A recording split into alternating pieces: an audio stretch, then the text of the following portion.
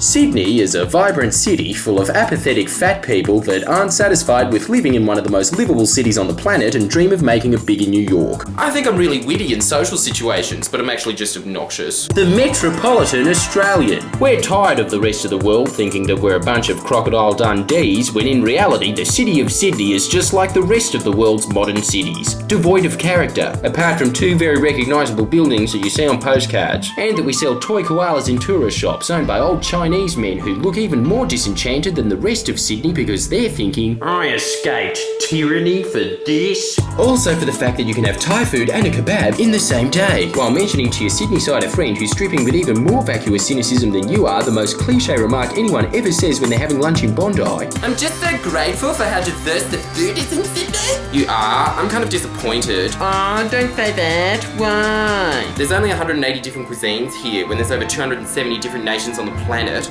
Do the math. You can hardly call it a world city, can you? Yeah, you're right, actually, that's crap! And the pasta here isn't as good as it is in Italy, it's bestie. Yeah! Oh, I've never been there, but I'll just go along with it, otherwise she'll think I'm poor. The Anzacs did not die for what Sydney's become. And the best part of that is, no one in Sydney gives a shit, while the rest of Australia is thinking in the minute silence on Anzac Day.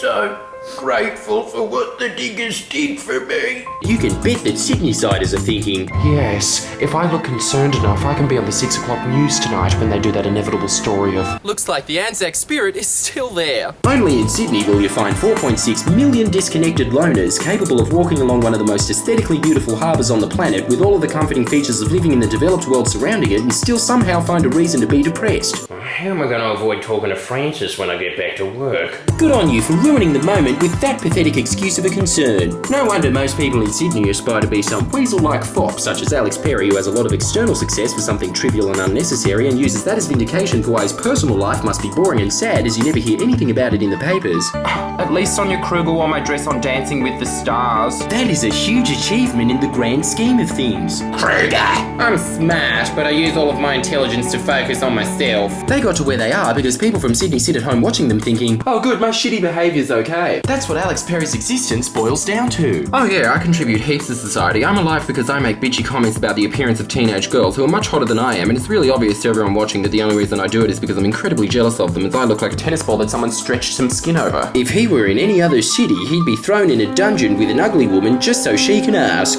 Be honest, what do you think of me? No, I can't say what's on my catchy mind, otherwise I could get slapped.